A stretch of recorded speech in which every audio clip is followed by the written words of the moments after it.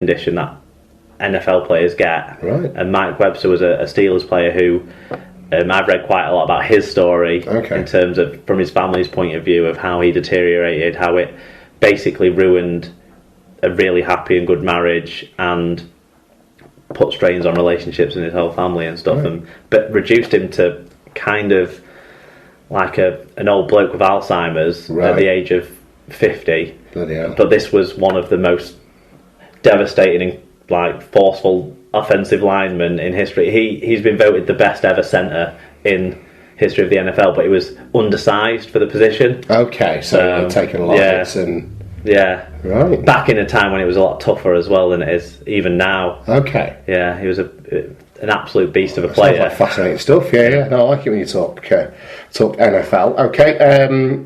Go on, you go. Alan Cale at Shoddy and Mungo, he said, going against a huge majority so far, but I feel touch rugby is more inclusive and increases skill. Yep. And Tyler Casfan said, when some PE teachers don't have a coaching badge or any training in concussion injury, it can be a worry. Very good. Andy Barker said, if banned at school, when do you introduce it? 16, 17, too late, I hate the nanny state. But I think the difference is that actually the conversation now has gone around from if it's school rugby, then protect the kids, and then what you'll find is the environments where kids also go out to play rugby at a good, at amateur clubs and things like that, then the tackling will be there, and that's the environment to do it in, because everyone kind of knows what they're coming in for. You're not just being press ganged into. That's it. Yeah, it's rugby for you, and if you've not brought your PE kit, you've got to do it in your vest and pants and all that shit. It's the kids that are at these amateur clubs want to be there, don't they? Yeah. I want to learn that, so yeah, I can kind of see. And they've got coaches who are experienced in the game rather than... You would sincerely hope so anyway, yeah, absolutely. Paul Lewis, he said, ban losing, winning, drawing, tackling, knock-ons, forward passes, 40-20s and scrums. That'll produce the next Sam Burgess.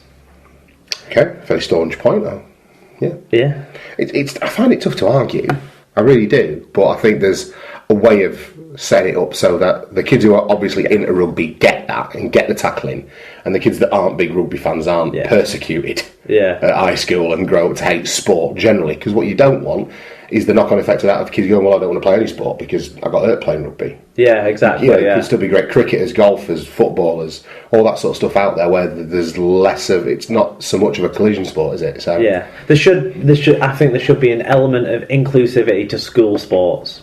Yeah. I don't necessarily buy into this no team loses, no team wins, no. We don't count the results. I don't necessarily buy into that. I know that mostly happens at the younger kids, like 8, 9 years old. After that it stops and they start having league tables again and stuff. Yeah. But I don't buy into that. I think our kids are too fucking mollycoddled these days. Couldn't agree more. I think they don't grow up with any sort of sense of what real adversity or that sort of thing is. I struggle at earning things in terms. So they basically grow up with a sense of privilege that we never probably grew up with, and certainly our grandparents' generations didn't have at all. Well, they were very busy fighting wars, weren't they? Yeah. And all we were asked about is losing our chargers.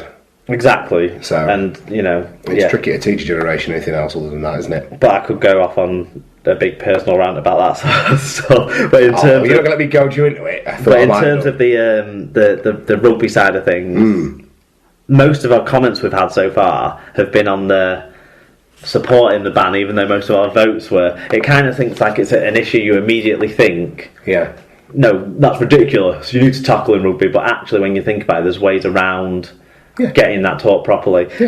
Dr. Bob Phillips, who's as learned as a Super League pod listener can be about medical issues, he said, I would suggest that he's as learned as almost anyone can be. Let's not qualify it that way. He said the poll, should we ban tackling from rugby in schools, got a straight answer from me: no. My judgment was based on a belief of iffy stats and old data from years ago looking at union injuries when they did lots of contested scrums in schools.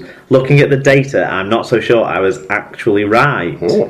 The studies that look at injuries tend to do this in ways that might be open to bias. In this setting, I mean systematic variations from the truth rather than telling an untruth knowingly.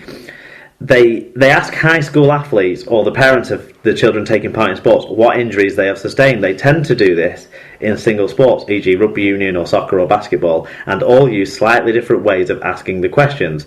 So we don't have a direct comparison of if the families would answer about soccer versus rugby versus lacrosse Okay. For example, such differences might change the levels of injuries reported, but I think they're unlikely to be the reason for huge differences that are found. About 5 in 1,000 hours. There's an injury there's 5 injuries per 1,000 hours of training for soccer versus, depending on the study you look at, 25 to 120 injuries per 1,000 hours of rugby training. Okay. Those that separated the mechanism of injury show that tackles, i.e. ball carrier versus defender, and scrums in union cause something like 60 and 30% of the injuries respectively, and that illegal play accounts for a greater proportion of the injury than it should. Now, these data are gathered over many years and do include studies where old-fashioned scrums were being used and the biff was very much in evidence, so they are probably exaggerating the risks today. But are they exaggerating it by 5 to 25-fold from soccer? Probably not. It's a fair bit more injury generating than association football. True.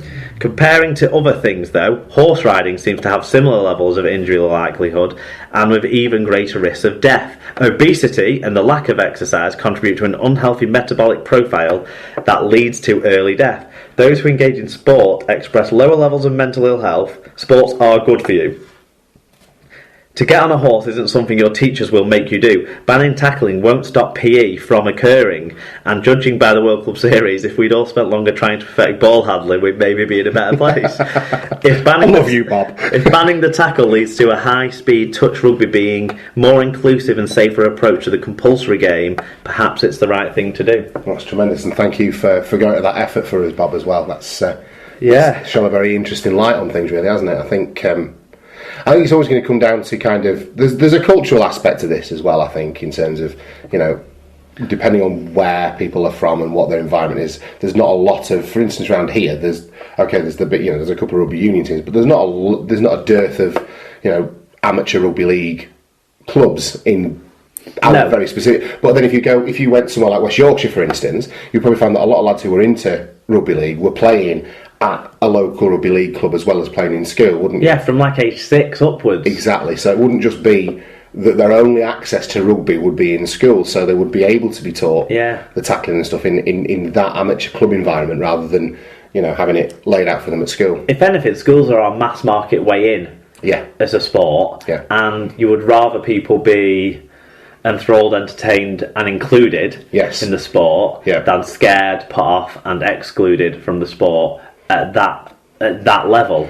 That's my take. I couldn't agree more. Well, it's certainly going to take a long time for me to find a meatier poll than that. And whilst we think about that, let's take a look now at the news from around the world of rugby league.